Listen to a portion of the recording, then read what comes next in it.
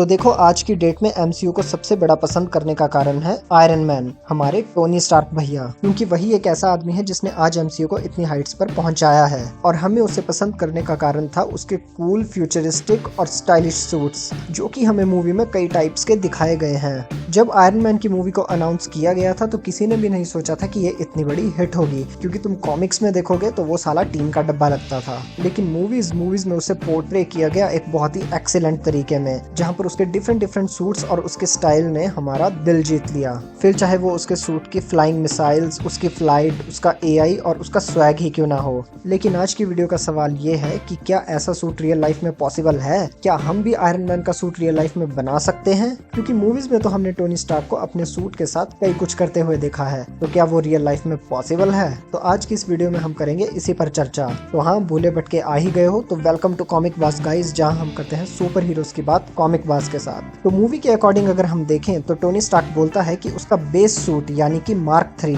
बना है gold titanium alloy से। लेकिन रियल लाइफ में भाई टाइटेनियम तो है, बट उसको गोल्ड के साथ मिलाओगे तो सूट बनानी है या चूड़ियां? ऊपर से उसके खर्चे की तो मैं बात ही नहीं करने वाला। अगर आज के टाइम पे हम सबसे टफेस्ट और लाइटेस्ट मटेरियल देखें तो वो है हमारे पास ग्रेफिन और कार्बन नैनो ट्यूब्स। लेकिन प्रॉब्लम ये है कि वो इतना महंगा है कि उसका छोटा पीस खरीदने के लिए भी पूरा घर बेचना पड़े। साला ये तो किसी देश की जीडीपी से भी ज्यादा होगा। तो हाँ, जितनी ड्यूरेबिलिटी हमें आयरन मैन सूट्स की दिखाई गई है मूवीज में, उसके आसपास की ड्यूरेबिलिटी तो हम एक्सपेक्ट नहीं कर सकते। लेकिन हाँ, अगर वैसा कुछ चाहिए तो ग्रेफिन और कार्बन नैनो ट्यूब्स का इस्तेमाल तो करना ही पड़ेगा, और उसके लिए हमें घर बेचना पड़ जाएगा। तो दूसरी चीज की बात करते हैं, पावर सोर्स। ये एक ऐसी चीज है जो कि आज के टाइम में सबसे ज्यादा इम्पॉसिबल चीज है। देखो, मूवीज के अकॉर्डिंग हमें पता है कि टोनी स्टार्क के सूट को चार्ज कौन करता है, एनर्जी कौन देता है।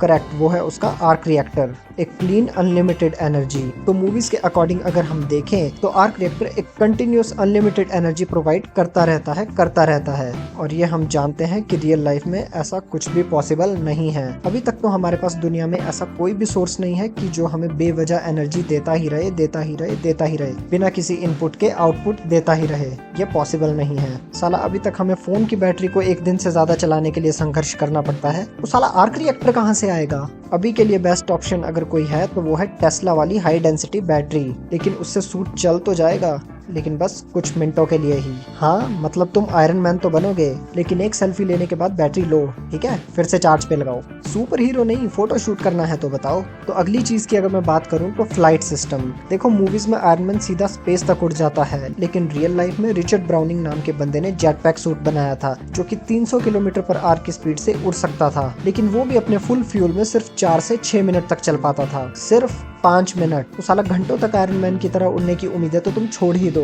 और अगर तुम इंडिया में फ्लाई कर रहे हो तो पहले पेट्रोल पंप पे तो रुकना ही पड़ेगा। भैया 2 लीटर जेट फ्यूल डाल दो, पेटीएम चलेगा क्या?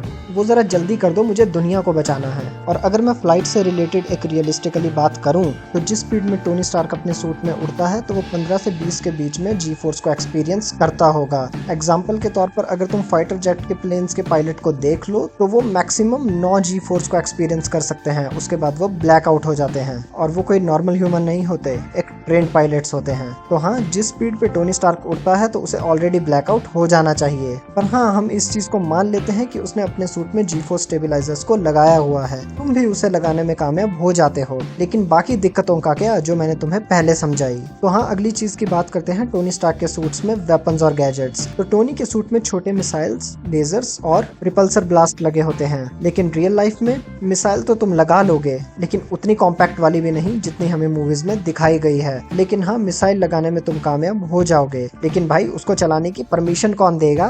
साला गवर्नमेंट हाथ मुंह धोकर तुम्हारे पीछे पड़ जाएगी। चलो मान लिया उससे भी तुम छुटकारा पा लेते हो, लेकिन बेस्ट केस पे तुम अपने सूट पर फ्लेम थ्रोअर ड्रोन लॉन्चर्स लगा तो सकते हो, लेकिन फिर तुम एक कूल सुपर हीरो नहीं, एक चलता फिरता पबजी का क्रेट लगोगे। अब अगली और एक मोस्ट इंपॉर्टेंट चीज की मैं बात करूं टोनी स्टार्क के सूट की, तो वो है एआई सिस्टम, जो कि आज की डेट में सबसे रियलिस्टिकली पॉसिबल है। देखो, जार्विस और फ्राइडे जैसा एआई अभी के टाइम पे बन तो सकता है। Chat GPT, Google Gemini, air glasses को बनाकर हम एक छोटा जार्विस रेडी तो कर सकते हैं। हाँ, उस लेवल का नहीं, लेकिन उस लेवल के आसपास ही। लेकिन इसकी भी एक दिक्कत है, वो तुम्हारी कमांड्स को इतना करेक्टली एग्जीक्यूट नहीं कर पाएगा जितना करेक्टली जार्विस कर सकता था। लेकिन हाँ, ये सबसे रियलिस्टिकली पॉसिबल है आज की डेट में। और हाँ, अगर तुमने आयरन मैन का सूट इंडिया में बना लिया तो सोचो क्या होगा। पावर कट के टाइम पे सूट चालू ही नहीं होगा। साला आर्क रिएक्टर से पहले तो तुम्हें इन्वर्टर घर में लगाना होगा। गर्मी में सूट के अंदर एसी भी फेल हो जाएगा और बंदा लिटरली तंदूर बन जाएगा। अगर ट्रैफिक पुलिस ने रोक लिया तो चालान कैसे काटेगा भाई। हेलमेट कहाँ है सर? भाई पूरा सूट ही हेलमेट है, दिखता नहीं है क्या?